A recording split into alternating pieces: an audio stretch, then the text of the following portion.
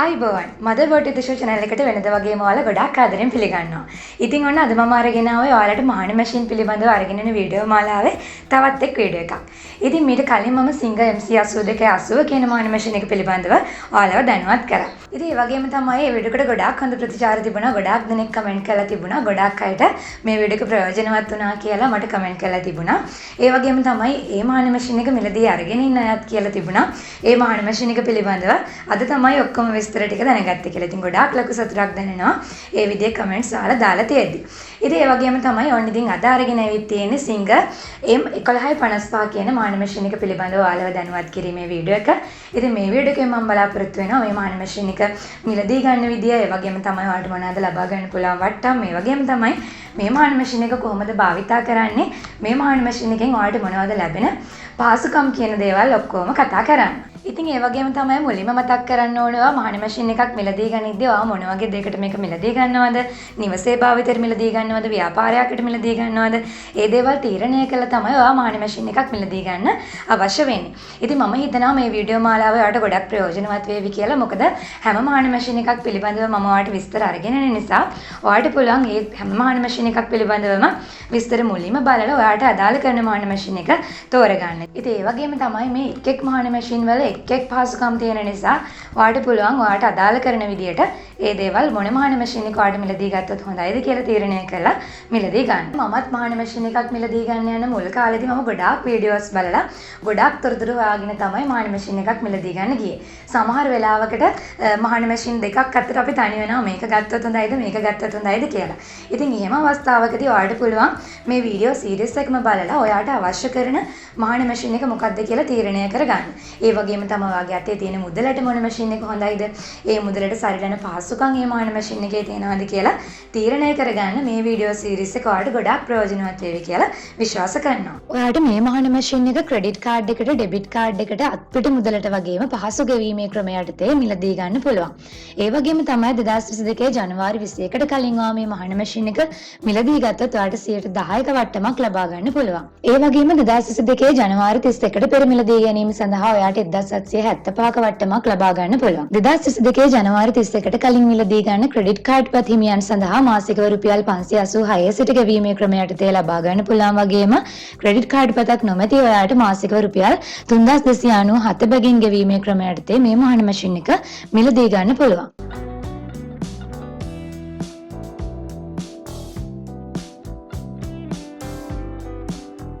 මේ මහණ මැෂින් එක මිලදී ගන්න ඔයාලට Singer Fashion Academy හරහා නොමිලේ පාඨමාලාවක් අදාරන්න අවස්ථාව ලැබෙනවා.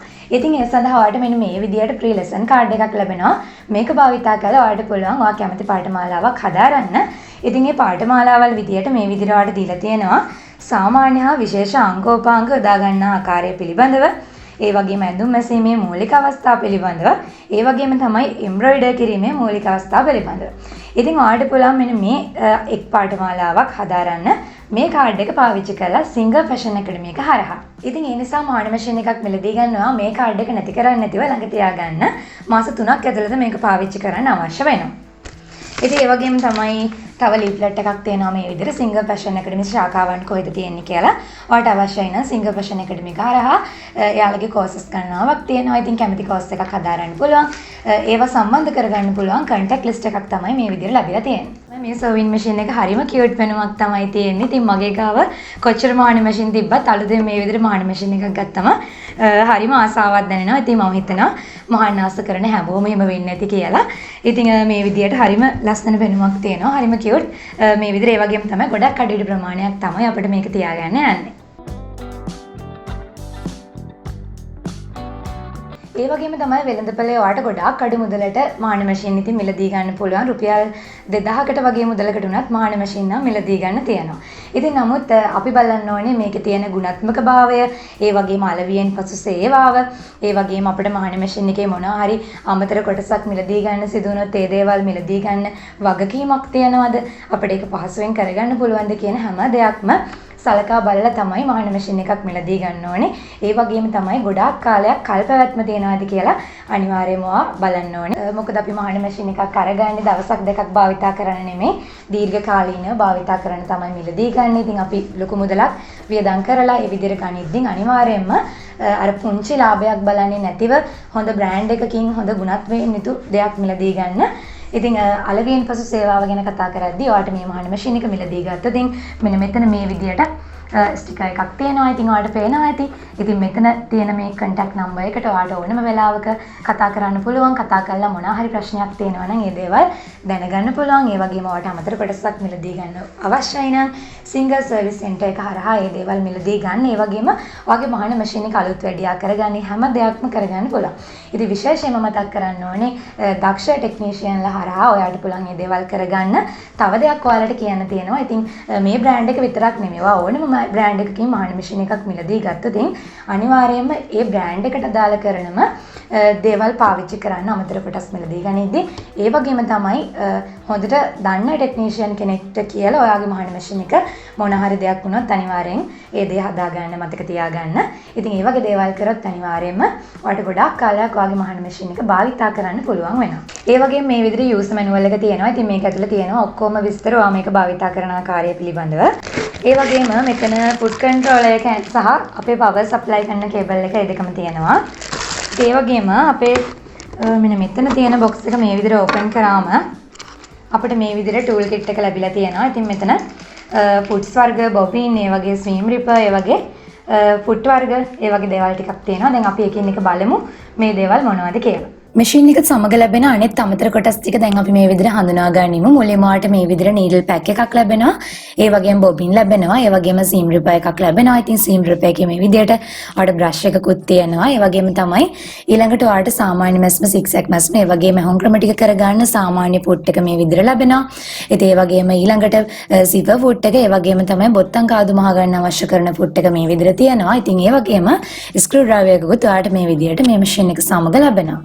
ඉතින් අපි දැන් මුලින්ම අපේ පුට් කන්ට්‍රෝලර් එක මැෂින් එකට සම්බන්ධ කරගන්නවා. මේ විදිහට අපේ පවර් කෝඩ් එක සම්බන්ධ කරගෙන ඒ වගේම අපිට පුළුවන් මෙන්න මේ විදිහට අපේ පවර් ඇඩැප්ටර් එක කරන්ට් එකට සම්බන්ධ කරන්න. ඒ වගේම මෙන්න මේ විදිහට කකුලෙන් ඔයාලට මේක පාගන ගමන් කන්ට්‍රෝල් කරගන්න පුළුවන්.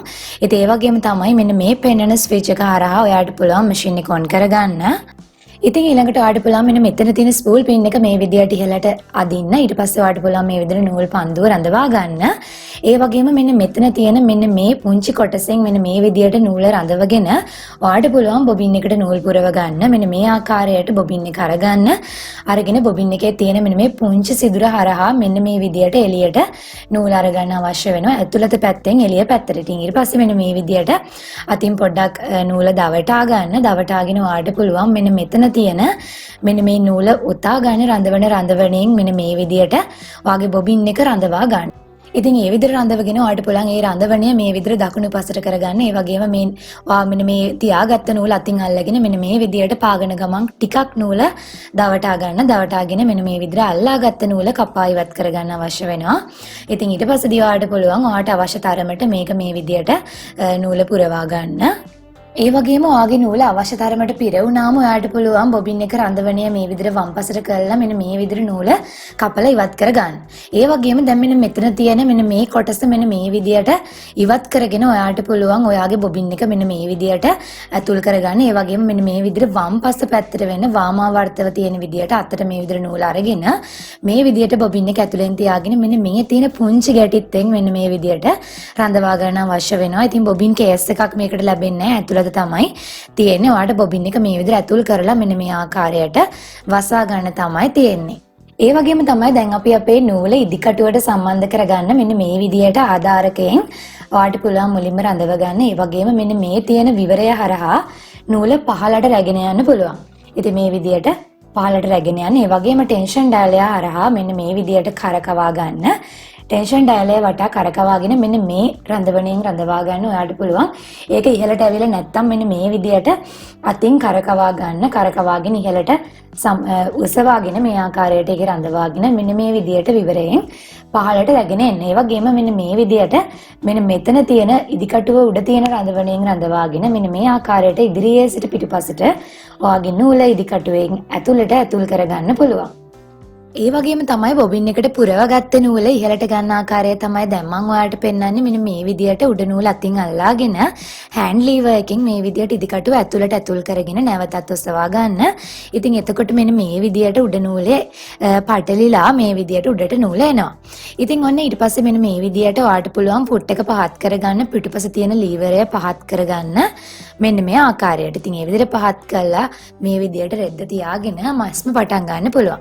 ඒ වගේම මෙන්න මේ ලීවරය හරහා ඔයාට පුළුවන් එක තැන නූල ඉදිරිපසට පිටුපසට ලොක් කරගෙන මහන්න පටන් ගන්න. ඉතින් ආපසු මැස්ම ඒකෙන් තමයි සිදු කරන්නේ. ඉතින් ඔන්න මෙන්න මේ විදිහට සාමාන්‍ය මැස්මින් මහගෙන යන්න පුළුවන්. ඒ වගේම සාමාන්‍ය මැස්මේ දුරස්ථභාවය මෙන්න මේ කහරහා ඔයාට කන්ට්‍රෝල් කරගන්න පුළුවන්. මේ ඩයල් එක කරකවාගෙන මෙන්න මේ විදිහට ඔයාට නූලේ දුරස්ථභාවය අඩු වැඩි කරගන්න පුළුවන්. ඒ වගේම මෙන්න මේ විදිහට නැවතත් ආපසු මැස්මෙන් මසලා ඔයාගේ මැස්ම අවසන් කරගන්න පුළුවන්. ඉතින් ඒ වගේම සයිඩ් එකේ තියෙන ත්‍රෙඩ් කටර් එක හරහා මෙන්න මේ විදිහට ඔයාලට නූල කට් කරගන්න පුළුවන්. වෙනම කතුරක් ට්‍රිම එකක් අවශ්‍ය වෙන්නේ නැහැ. ඉතින් ඔන්න මෙන්න මේ විදිහට තමයි නූලේ දුරස්ථභාවය වැඩියෙන් සහ අඩුවෙන් මම මසාගෙන තියෙන්නේ සාමාන්‍ය මැස්ම. ඉතින් ඔන්න දැන් මම ලෑස්ති වෙන්නේ ඔයාලට zigzag මැස්ම මසා ගන්න ආකාරය කියලා දෙන්න. ඉතින් මේ විදිහට ඔයාලට ඔයාගේ ඩයල් එක zigzag ස්ටිච් එක දක්වා මෙන්න මේ විදිහට කරකවා ගන්න අවශ්‍ය වෙනවා. ඉතින් ඒ මැස්මෙත් දුරස්ථභාවය පළල ප්‍රමාණය අඩු වැඩි කරගෙන ඔයාට මසා ගන්න පුළුවන්. ඉතින් මේ විදියට මුලින්ම මම එක් මැස්මාක් මේ විදියට මසා ගන්නවා. ඊන්පසුව මම තවත් මැස්මවල් වෙනස් කරගෙන මසා ගන්නවා. ඉතින් මෙන්න මේ විදියට ඩයල් එක කරකවාගෙන ඔයාට අවශ්‍ය කරන මැස්ම තෝරාගෙන මසා ගන්න පුළුවන්.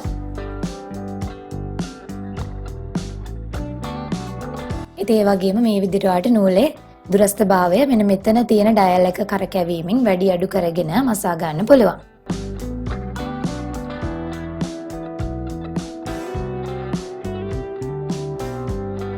මෙන්න මේ විදියට තමයි මසාගත්තම තියෙන්නේ.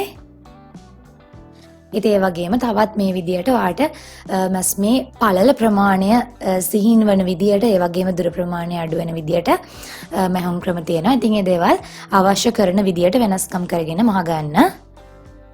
ඉතින් මෙන්න මේ විදියට බලා ගන්න පුළුවන්. ඒ වගේම සිලෙක්ටර් ඩයල් එක මෙන්න මේ විදියට කරකවාගෙන ඔයාට තවත් මැහුම් ක්‍රම තියෙනවා. ඉතින් මේ දේවල් ඔයාට අවශ්‍ය කරන නිර්මාණය අනුව වෙනස්කම් කරගෙන මහ ගන්න පුළුවන්. ඉතින් මම ඔයාලට මේ මහල පෙන්නන්නේ තවත් තියෙන මැහුම් ක්‍රම දෙකක්. මෙන්න මේ විදියට තියෙනවා. ඉතින් ඔයාලට චූටි බබාලගේ ඇඳුම් වගේ දේවල් ලස්සන කරගන්න, වාටි මහ ගන්න, ඒ වගේ දේවල් වලට මේ මැහුම් ක්‍රමය භාවිතා කරන්න පුළුවන්. ඒ වගේම මේ මැෂින් එකේ තියෙන තවත් පහසුකමක් විදියට ඔයාට මෙන්න මේ විදියට සාමාන්‍ය මැස්ම මුලින්ම මසාගෙන යන්න පුළුවන්. ඉතින් මේ මැස්ම ඊට පස්සේදී ඔයාට මේ මැස්මේ තියෙන පොසිෂන් එක වෙනස් කරගන්න අවශ්‍යයි නම් මැස්ම මැසීගෙන යන ස්ථානයේ සිට වම් පස්සට නීඩල් එක අරගන්න අවශ්‍යයි නම් මෙන්න මේ විදියට ඩයල් එක කරකවලා ඔයාට නීඩල් එක වෙනස් කරගෙන මෙන්න මේ විදියට මහගෙන යන්න පුළුවන්. ඉතින් මේ ආකාරයට නූල මේ විදිහට මසාගෙන යද්දි නූලේ වෙනස්කම් කරගෙන මසා ගන්න පුළුවන්. ඒ වගේම දැන් මෙන්න මේ විදිහට මම ඉලාස්ටික් එකක් අල්ල ගන්න ආකාරය තමයි ඔයාලට කියලා දෙන්නේ. මෙන්න මේ විදිහට ඉලාස්ටික් එක තියාගෙන ඔයාගේ ෆුට් එක මේ විදිහට පාත් කරගන්න. ඒ වගේම මෙන්න මේ මැස්ම දක්වා ඔයාගේ සිලෙක්ටර් ඩයල් එක කරකවාගෙන මෙන්න මේ විදිහට මසාගෙන යන්න පුළුවන්. ඉතින් ඉලාස්ටික් එක අතින් මේ විදිහට ඇද ගන්න රෙද්ද සාමාන්‍ය විදිහට මේ විදිහට මැසී යන්න පුළුවන්. ඉතින් ඉලාස්ටික් එක ඔයාට අවශ්‍ය කරන ප්‍රමාණයට මේ විදිහට අතින් ඇදගෙන ලේසියෙම ඉලාස්ටික් එකක් රෙද්දකට සම්බන්ධ කරගන්න පුළුවන්. ඉතින් මේ බලන්න හරිම ලස්සනට හරිම ප්‍රමාණයට හැම තැනටම රැලි එක ගන්නට තියෙන විදිහට හරිම ලේසියෙන් ඒ මැස්ම පාවිච්චි කරලා ඔයාට ඉලාස්ටික් එකක් අල්ලගන්න පුළුවන්. දැන් අපි බලමු බොත්තම් කාදු ෆුට් එක පාවිච්චි කරලා බොත්තම් කාදුවක් කොහොමද මහගන්නේ කියලා. ඔයාලට පුළුවන් මෙන්න මේ විදිහට බටන් එක අරගෙන මේ විදිහට බටන් එක තියලා බලන්න කොපමණ ප්‍රමාණයකට බටන් එකේ කාදුව මැහෙන්න අවශ්‍ය වෙනවද කියලා. ඉතින් මෙන්න මේ තියෙන ඉර ගාවට තමයි ඔන්න මහගන්න අවශ්‍ය වෙන්නේ මේ බටන් එක සඳහා බොත්තම් කාදුව.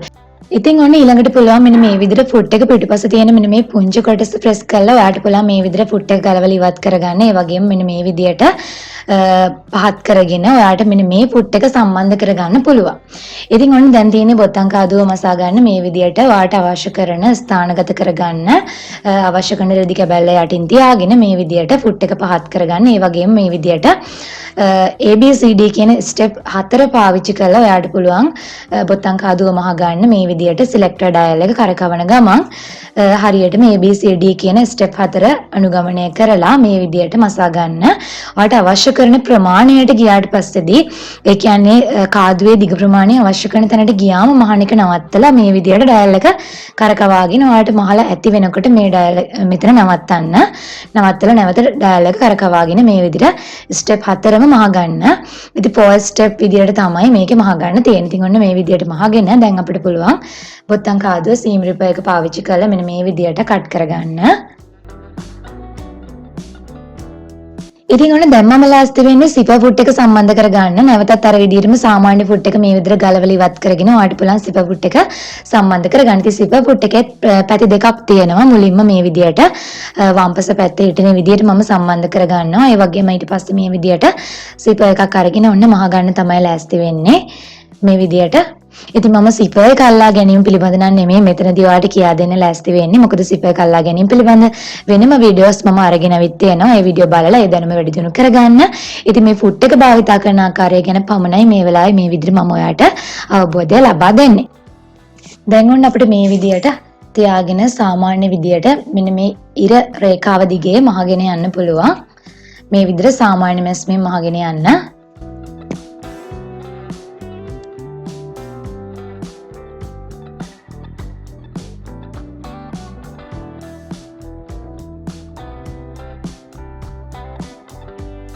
සිපර් එකේ එක පැත්තක් මේ විදිහට මහගෙන ඊට පස්සෙ අපිට පුළුවන් අනිත් පැත්ත තියලා මහ ගන්න අනිත් රෙදි කැබල්ලට. ඉතින් ඒ වගේම තමයි ෆුට් එකත් අපි දැන් අනිත් පැත්තට මෙන්න මේ විදිහට සම්බන්ධ කරගන්න අවශ්‍ය වෙනවා. ෆුට් එකේ මේ විදිහට වම්පස දකුණු පස පැත්තට දැන් ඔන්න මේ විදිහට තියලා සවි කර ගන්නවා. ඉතින් ඊට පස්සේ අපිට පුළුවන් ඉතිරි පැත්ත මහගෙන යන්න.